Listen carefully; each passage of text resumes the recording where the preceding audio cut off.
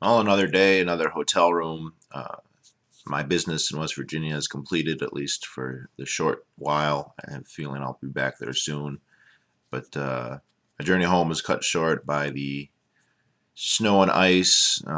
So I am in a hotel in lovely Ann Arbor. Actually, I think this is Ypsilanti. They touch each other, Michigan.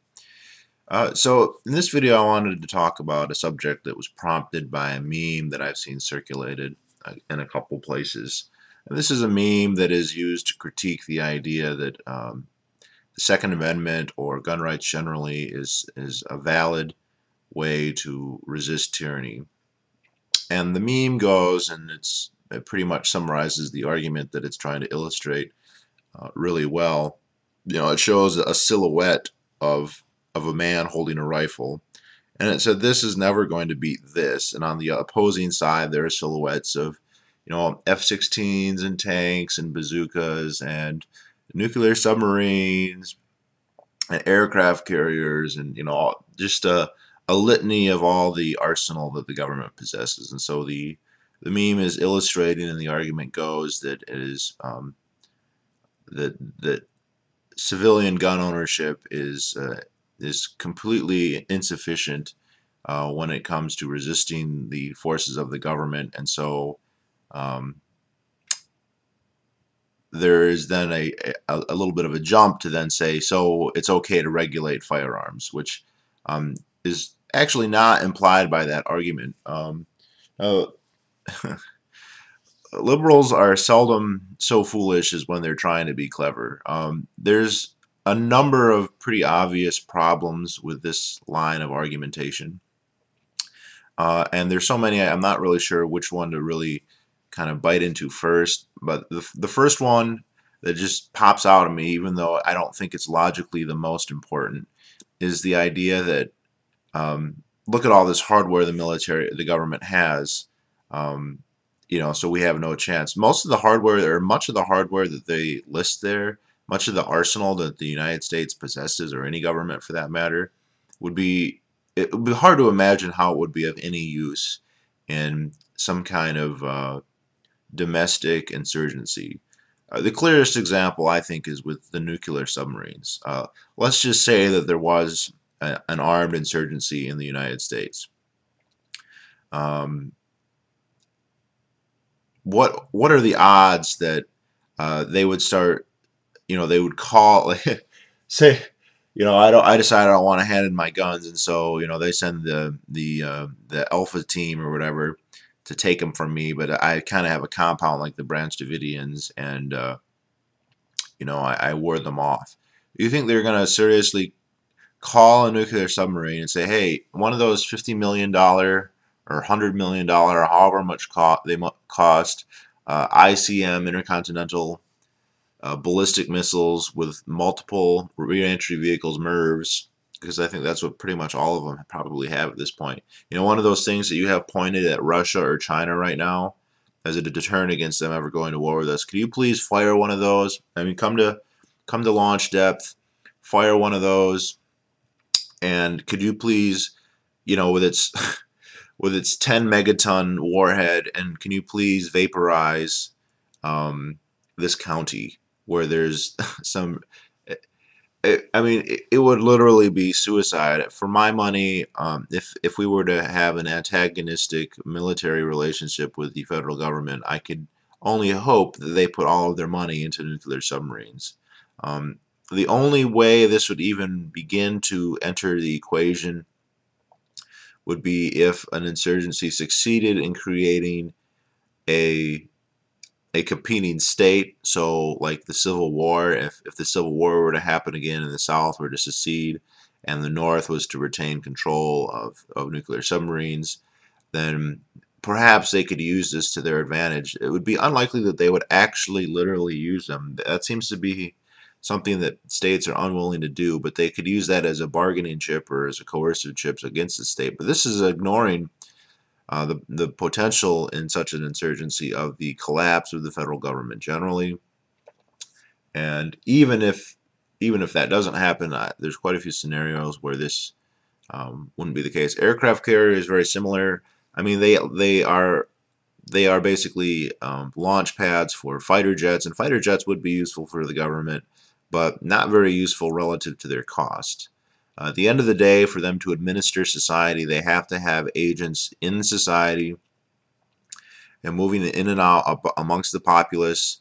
They can't simply annihilate any potential resistance, from above, which is where most of the expense of their advantage is to be found. Um, you know, and that means that they would be within rifle range. So there's that, but there's other problems with this analogy. For one, if the argument it doesn't logically follow then that we should ban large capacity magazines or semi-automatics. This is kind of the weapon. This is when this argument even comes up is liberals or gun controllers will say you shouldn't be allowed to have these type of weapons, and that's usually what they're talking about. And the counter is, well, we need them to defend against tyranny, and so they would respond, well, you couldn't effectively defend yourself against tyranny. All those weapons. That's not an argument against banning them even further and saying, okay, well, now you can't even have semi-automatics. You can only have hunting rifles and and 22s. I mean, that the logical implication in that argument, there's two possible ones. One is that the government should then be disarmed so that it is on a more equal footing with the populace, or the populace should be allowed to arm to the extent that it is closer in parity to the government, hence making the resistance against tyranny more effective, more plausible than it is with a disarmed populace. So how they make the leap then that it's a problem. The semi-automatics don't give you the ability to resist tyranny, so we should make it even harder for you to resist tyranny. It doesn't logically follow. Logically, it follows that restrictions on armed control should be lifted of civilians. People should have the right to own property anyway. So I don't like the first option, which would be to disarm the state. That's never going to happen. The states are never going to really disarm. And B, I don't think you should be denying people the right to own weaponry should they choose. There's another question here. Even if it is futile, which I don't accept that argument, by the way, but even if we were to say it is futile, that doesn't mean that people shouldn't be able to try. I never forget reading Solzhenitsyn, and he said, we didn't have guns in the Soviet Union. We didn't have anything. The most effective weapon that a civilian could get their hands on would be some kind of feudal farm implement, like a scythe or a pitchfork, or something like that. There weren't even swords or bows and arrows or anything in Soviet society. And he said, but nonetheless, it would have been far better for people being marched off to the gulags if they had grabbed such implements and used them to resist, even if it meant that their very likely death. But he said, if enough people had done that, it wouldn't have meant their deaths. If only one person picks up a hoe, yeah, he's not gonna go Bruce Lee and defeat the entire Red Army, no. But if there's widespread, peasant revolt or societal revolt, such implements can seriously hamper the state, and hampered enough that the insurgents can find ways to arm themselves with something a little bit less makeshift. I also think it's a stretch to say it's irrelevant. The cliched example that you have to hesitate to use because of its overuse, but one that resonates so well with liberals that it's hard not to, is of course the Jews in Nazi Germany. I can just imagine if a couple of Jews were getting together and like, okay, it looks like they're going to put us on trains and send us to death camps or slave labor camps or whatever it was they thought was going to happen to them. And the gun controller saying, yeah, but we really don't have a chance. So there's no point in, gathering your old double-barrel shotguns or whatever other, relatively antiquated firearms you can get together. Even if it is futile, who is anybody to deny you the right to try anyway, to just say, well, you just have to get on the train, I'm sorry. Like, you just literally have to let yourself be killed. I don't see how that logically follows from the futility argument. Second, I don't think it's futile. I mean, if you just look at all the images of, you know, thousands and thousands of people being herded onto trains or between barbed wire corridors, and you think, well, what if just about 10% of those people had, you know, basic firearms, just, you know, shotguns, hunting rifles, not even imagining full auto or you know, much more modern weapons. And you think this scenario would be identical? I highly doubt it. At the very least, they'd be killing some of the Nazis, and that would be a good thing. That would be weakening the Nazis in some way.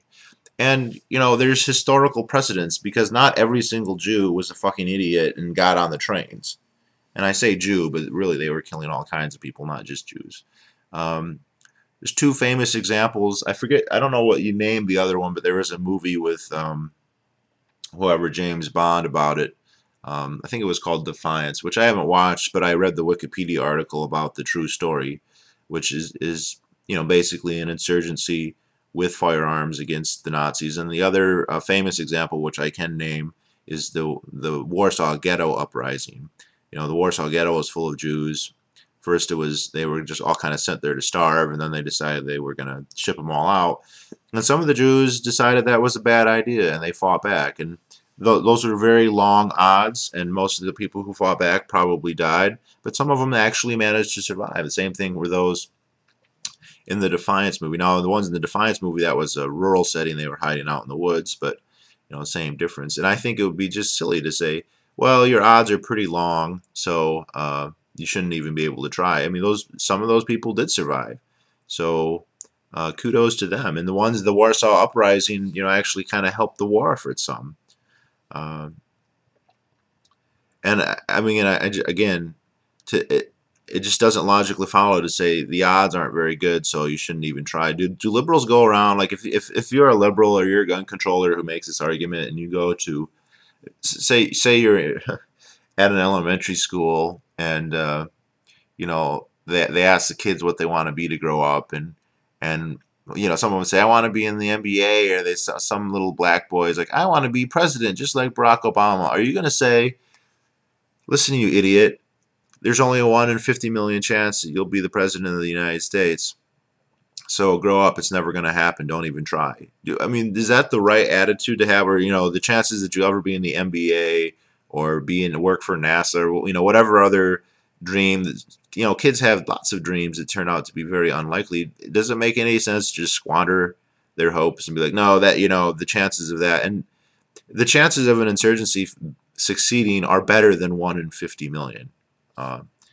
So I don't see this argument as really making a whole lot of sense.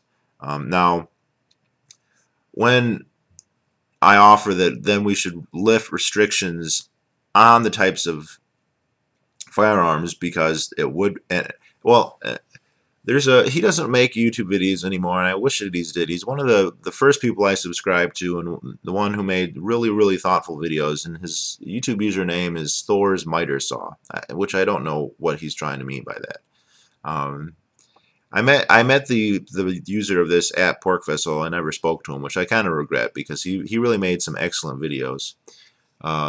And he said a saying, I don't know if he originated this or not, but he said, parity of power promotes peaceful solutions, which is a really good way of putting it, because you're much more likely to have aggression if one of the two parties involved is much more powerful relative to the other one, because in that situation, the more powerful party has significantly less disincentive from aggression than if it was faced with a more equally matched opponent.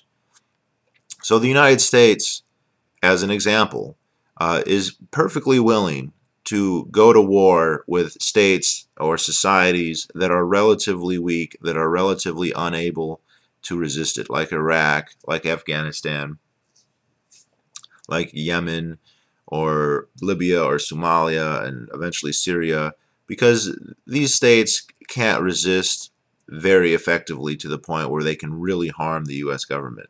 This is not the case with countries like China or Russia, states that have lots of nuclear weapons, I think that even though on net the United States is far more powerful than either of these countries, the potential mauling that the United States would receive in a war with them is enough to make it absolutely insane, and it's not even on the table. They're not even talking about it, at least in terms of in an overt confrontation. I think there are people in the State Department, Brzezinyites, neocons who would like to see the collapse of China and Russia, and who will promote it in other ways, perhaps by supporting nationalist movements in Russia, to maybe have this or that ethnic group break away and kind of whittle it away that way, in the same kind of process in China, although in China it's much harder because there really is only one major ethnic group. But they aren't willing to say, let's just launch all the ships and attack, because it would be really destructive. And if we take this on a personal level, bullies do not pick on other big tough guys. They pick on little guys because there's less disincentive. They're not going to get their ass handed to them if they get in a fight with a puny little nerd. But if they get in a fight with a bodybuilder, it might happen. So the more powerful the citizenry is relative to the state, the less bullshit the state is likely to plan. It's not a guarantee. It doesn't mean that they could never try anything, or wouldn't ever try anything, or would be doomed to failure if they were to try anything. But the more power the citizenry has relative to the government, the more disincentive there is for the government to act tyrannical. The more they have to bear in mind the potential consequences of them deviating from a civil existence. If the populace is disarmed, then there's very little for the state to worry about, other than politically correct kind of considerations. But if they're tyrannical, then we're already to the point where that's kind of irrelevant. So by disarming the populace, you are only making genocide more likely. You're only making tyranny more likely. So there's no reason, if tyranny is a threat, and historically it is, in this country and in others, then that does not make a lot of sense. Now, the counter argument to all of this, and there is actually a counter argument, is a utilitarian one, and it's that we should not allow any increase in the armaments in civilian society, because that would be crazy. There would be a huge increase in death, and the most common kind of objection is a hypothetical one, like, well, what if somebody gets a tank, or what if somebody gets, a jet plane? Then they would just go crazy and kill everyone. And there's a couple reasons to assume and to conclude, not to assume, but to conclude that allowing civilians or citizens, or however you want to call it, non-state actors, free access to purchase and develop whatever weaponry they choose would not have the cataclysmic consequences that it is assumed to. First, let me address crime. The idea is, well, if we just legalize this stuff, then the criminals are going to have tanks and jet fighters and all that. That seems very unlikely, because right now, criminals have at their disposal 50 caliber, high powered rifles. They have semi-automatic rifles. They have fully automatic if they want to get them illegally. That's fairly easy. They have really high-powered hunting rifles that you can kill elephants with, that could be used to disable vehicles or even shoot down some small planes, although not with great effect. And yet, do criminals use these types of firearms? Very rarely. The most popular firearms by far are handguns, especially cheap ones that are not the highest caliber. So people aren't running around, criminals aren't committing crimes with Magnum 44s or the Smith & Wesson 50 cal revolver. They're committing crimes with 22s, with 9mm, and with other calibers too. And then for long guns, the most popular by far is a Mossberg 500 shotgun and other 12-gauge shotguns. Now, a 12-gauge shotgun, that's nothing to sneeze at. You don't want to have somebody pointing a 12-gauge shotgun at you. But it's not near so powerful as a 50 caliber rifle. It doesn't have near the range. It doesn't have near the kinetic energy. And 50 cal, I think, is the clearest example, because as far as I'm aware, there are literally no known examples of 50 cals being used in crime in the United States. There are a couple of examples where they have arrested criminals who possessed them. There aren't any known examples, again, that I'm aware of, where these have been used to murder anybody, to rob anybody. No one walks into a bank with a 50 cal. 50 cal is probably going to be, what, 4.5 or 5 foot long rifle that could weigh 20 pounds. You know, and the reason is pretty clear. When you're a criminal, when you're a minority in society, there's a high value placed on being able to disappear, to run away. That's why concealable weapons like handguns are by far the most common. I think it's 88% of all the guns used in crime are going to be handguns. And again, the most popular long guns are basically the cheapest and most readily available. I mean, semi-automatics, it's been well noted, are almost never used in crime. Almost never. The most famous incident is the North Hollywood shootout, where literally nobody died, and both of the assailants, well, the 2 people did die, the 2 assailants, but nobody else, although several people were injured. So even these rifles that are legal, these semi-automatic rifles, are very rarely used because they're not concealable. And so the idea that additional firepower would somehow counteract this trend is not true. That sure, maybe they could get a tank and they could plow into a bank and somehow effectuate getting whatever that is they're stealing put into the tank without getting shot by somebody as they exit or enter the vehicle. And then what, drive away and ride off into the sunset? There's no fucking way. You can't hide a tank very easily. You know, so this is directly setting yourself up for a counterstroke of some kind. And I say, oh, well, what are the police going to do? Eventually, you have to get out of there. And again, if we're talking about a free society, we wouldn't be talking about police in this. But I mean, the idea that you know, they can just get in a tank and then they're set forever, it's just erroneous. Or a plane, you know, where are the airports they're going to land? You know, where are the the evidence is that, you know, concealability is going to trump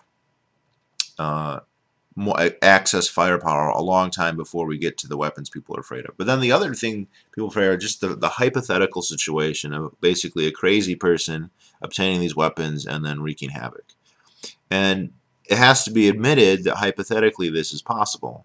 But, you know, hypothetical scenarios they're really fun, but they can work both ways, and we can make them to the end of the day. And the only way that they really can contribute to an argument is if we attach the caveat to each and every one. How likely is this scenario to be? So I could say, you know, you shouldn't be allowed to, I don't know, people shouldn't be allowed to pump their own gas, because what if someone's pumping their own gas and they accidentally, you know, spray the gasoline all over a bus full of nuns and orphans, and then it explodes and destroys the gas station, which happens to be next to a train station that destroys the tracks, and then a train full of chemicals, you know, overturns and pollutes the river and destroys the fish. I mean, okay, that series of events is, I guess, hypothetically possible, but it's also prohibitively unlikely, and so the hypothetical scenario is pretty much worthless. You know, a more likely hypothetical scenario for pumping gas would be, what if someone pumps the gas and then they drive away without paying? You know, that's something that happens all the time. That's something you need to consider. So the idea that some crazy person's going to get a tank, well, in the United States, there's actually a couple examples of tank rampages, and all of them, with one exception, occurred with government tanks, where basically crazy soldiers, crazy people with access to government tanks, you know, decided to go on a rampage, and they went and they got into a tank that they didn't own or buy, but because the government is stupid, allowed them to have access to. And that's one of the famous scenes of this tank driving around San Diego, pancaking cars and, you know, whatnot. There's one or two cases of that. And then the other example, it was a homemade tank. Marv Heemeyer, who was a business owner in Granby, Colorado, which is right in the main Rocky Mountain area. It's a really beautiful area. He was put out of business by his competitor, who was on the city council or the mayor or something, and basically his competitor used city zoning ordinances to put this guy out of business. And at one point, while he was trying to comply with these zone ordinances before they put him out of business is he bought a very large Japanese-made bulldozer that he was going to use to build a driveway to gain access to a road that they designated to be okay.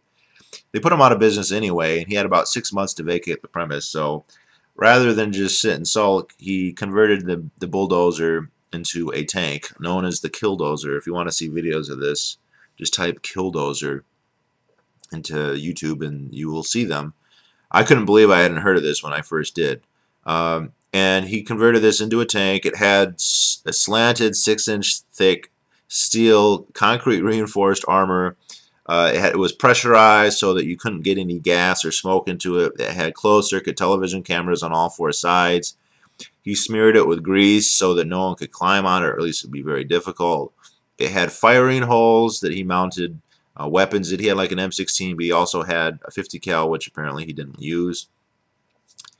And then he went out and he began demolishing the buildings of his enemies, the people who had wronged him. He apparently was selective. He didn't attack, third parties who had nothing to do with his situation. He would just go systematically demolish them. He demolished the police station.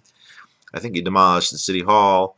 And eventually his motor gave out and he killed himself. And nobody died. He just destroyed a lot of property from people who were assholes and kind of deserved it. Well, the police fucking tried to stop him and they couldn't. There's video of them out there shooting at him with their M16s and their handguns and throwing flashbang grenades, and it didn't do anything to his tank. And no government regulation prevented this guy from doing it. He basically just did it himself, and and he was effective against the government. What can I say? The entire government forces in this entire town were completely helpless against this guy. Eventually, the tractor just, the engine went out on its own through no help of theirs. But that's kind of a side tangent, not to the main point. The main point is the scenario of just a crazy person getting a tank is relatively unlikely for a couple reasons. Tanks are very, very expensive. They require a lot of know-how to build and to maintain, and certainly if they're very expensive, the prerequisite of buying one, if you're not going to build one yourself like Marv Heemeyer, is that you have the mental wherewithal to accumulate enough money to be able to buy a tank, and tanks are hundreds of thousands or millions of dollars. And so, I'm not crazy. I'm a pretty high-functioning person, and I do not have the wherewithal to raise enough money to buy a tank. So the idea that some raving lunatic, who's so crazy that they're just going to go on a rampage at the first opportunity, when does a person like that, become a good enough entrepreneur that they have the money to go to the Abrams tank factory and buy one for $5 million or however much they cost? It's not literally impossible, but it's highly, highly unlikely. And the other scenario, or maybe they don't buy one or build one themselves, but maybe they steal one from somebody else. If you have gone to the trouble of buying a tank, a very expensive tank, so you obviously value it very highly because you spent all this money or you spent all this time building one, and you had the mental stability and wherewithal to accumulate the capital to do so, it seems very unlikely then that you would just park it in your front yard with the keys in the ignition. You would just like people with expensive cars that are far less expensive than a tank and carry far less liability if they were to be stolen. They don't just leave them out readily, easily accessible for people to steal, for a crazy person to haphazardly come across and go on a rampage with. This isn't a case of me saying I'm just hoping and thinking that people who own tanks would take provisions to keep them safe.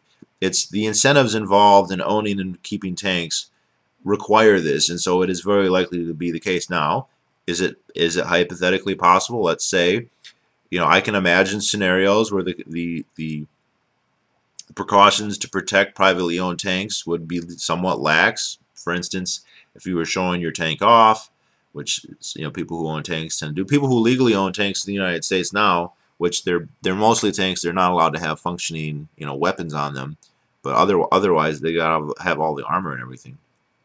They use them to show them off at shows and stuff. What if they let down their guard temporarily? Okay, hypothetically it's possible, But I think it's so unlikely that the number of fatalities or crime that we could expect from such situations are pretty small.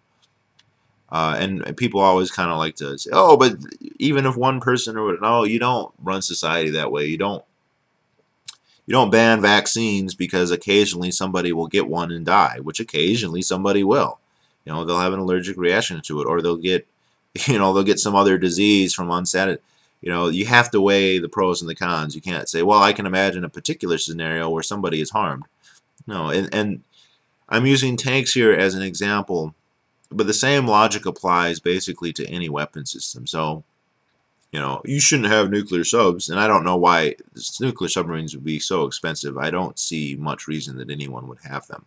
But I can't predict all ends, but I just, they cost hundreds and hundreds of millions or billions of dollars, probably billions of dollars. Well, who's the crazy person who's going to do that?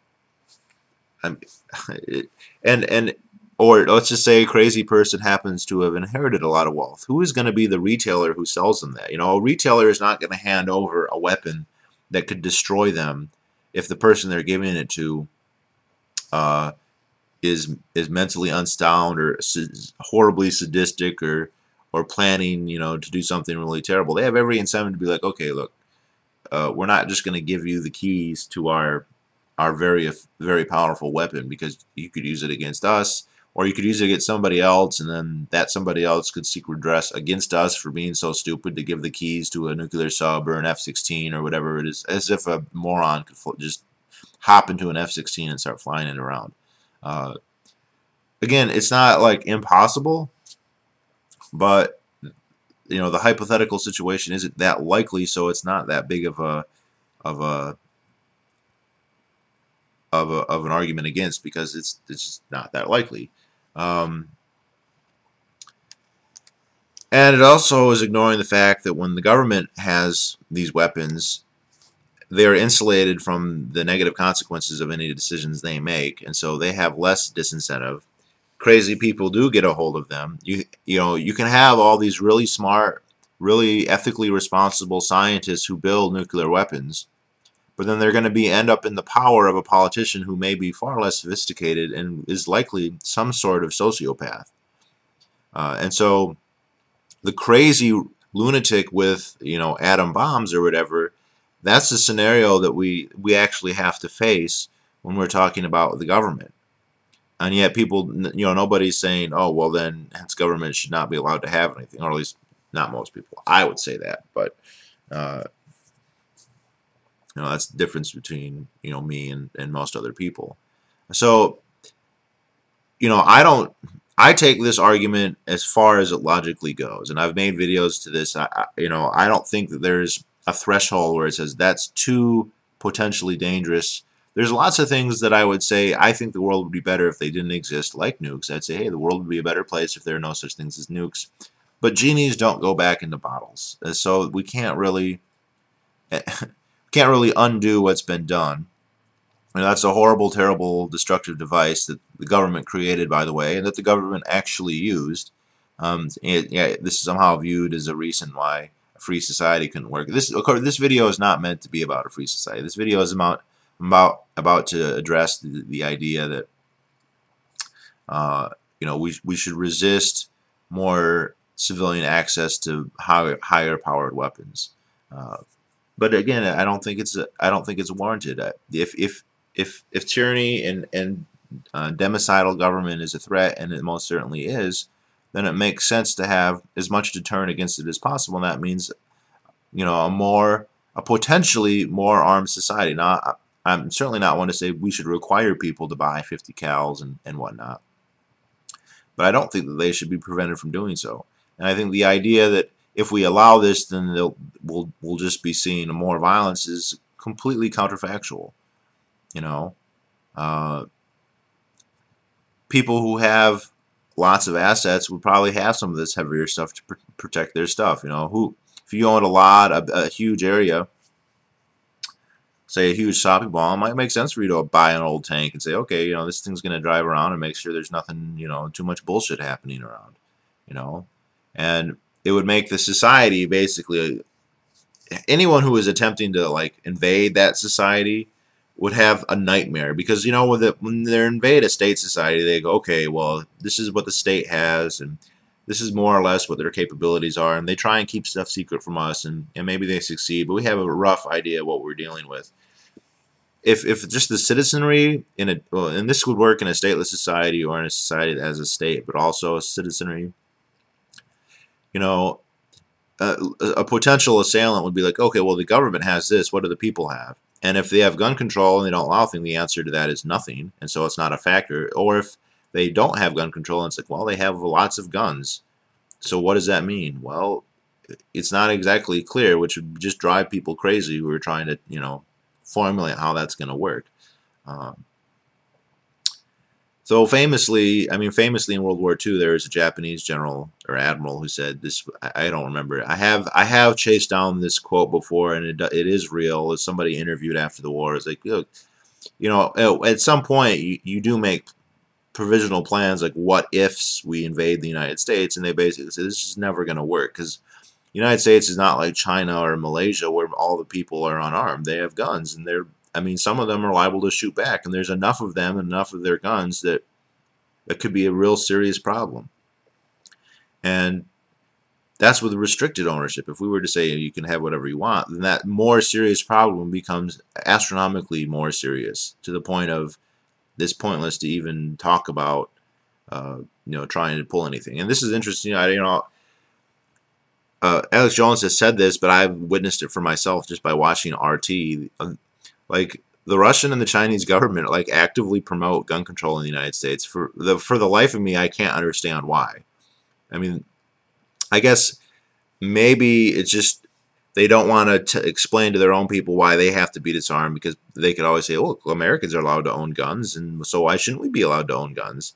That kind of makes sense to me. I don't think that that's necessarily a prelude to invasion, but that's kind of how it smells. Like, yes, please plow, or, you know, turn your, you know, form your firearms into plowshares, and then everything will be fine. It's kind of like, okay.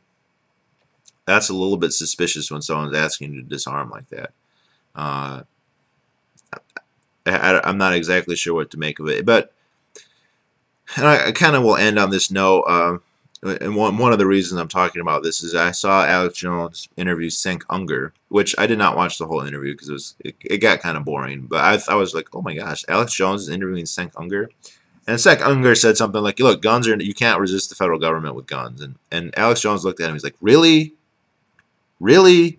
He's like, 200,000 American soldiers could not hold Baghdad. Now, I don't know. I mean, they kind of did hold Baghdad, so I'm not exactly sure what he's saying. But they had a hard time, and most of the people in Iraq were passively allowing the Americans to do that. The Shiite majority were allowing that. It was only this part of the Sunni minority who were fighting. Needless to say, the deployments of the United States military to other countries, whether it be Afghanistan, Iraq, or Vietnam, strongly speaks to their limited ability in subduing a population. And when you look at the United States, where it's a territory vastly greater in size, much more varied, with more mountains and more swamps and forests and way more people, the idea that it would just be a cakewalk at the very least is kind of unlikely. And then there's a whole other dynamic in this.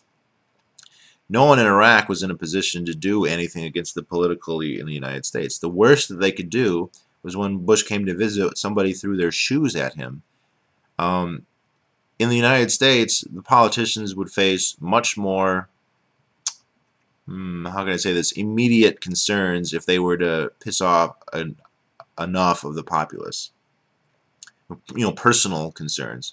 Military, and Lyndon LaRouche, right after the first bailout failed, and I don't like Lyndon LaRouche, but he said something like, look, why would that fail? The power elite, the heads of all the parties wanted that to pass, and the first time they voted on it, it got voted down. I'm trying to remember. It was a great day. So why would that happen? And it was, he asserted, it's because they know that this is very, very, very unpopular. Which that might be the end of it. It might just be, okay, well, this is unpopular, and I'm a popularity-seeking politician, so I'm going to vote against it. But he said, there is also the degree of, you know, how how pissed off do we want these people to be? Because if they get them too pissed off, there could be consequences that are more final than electoral ones. Let's just say that. And I'm not sure if that was the case then, but I think hypothetically it could be the case, and that's going to color their thinking. Because I mean, not all the congressmen and senators are walking around with Secret Service escorts and Delta team protecting them. I've met some senators, senators, U.S. senators, and they like show up and maybe they'll have a staffer with them. They're much more vulnerable to the aggressive intent of the American people than they are to the foreign recipients of their bloodlust, in Iraq and Afghanistan and wherever else in Mexico. And to make them less susceptible to that by further disarmament doesn't make any sense. But to make the potential disincentive even greater does make sense. So I don't see that this is a very effective argument against gun rights. If anything, the logical conclusion is that we should have even more availability to firearms and other weaponry, which is, of course, the position I'm taking here. And I think that's pretty much all I have to say on it for now. So, all right, talk to you later.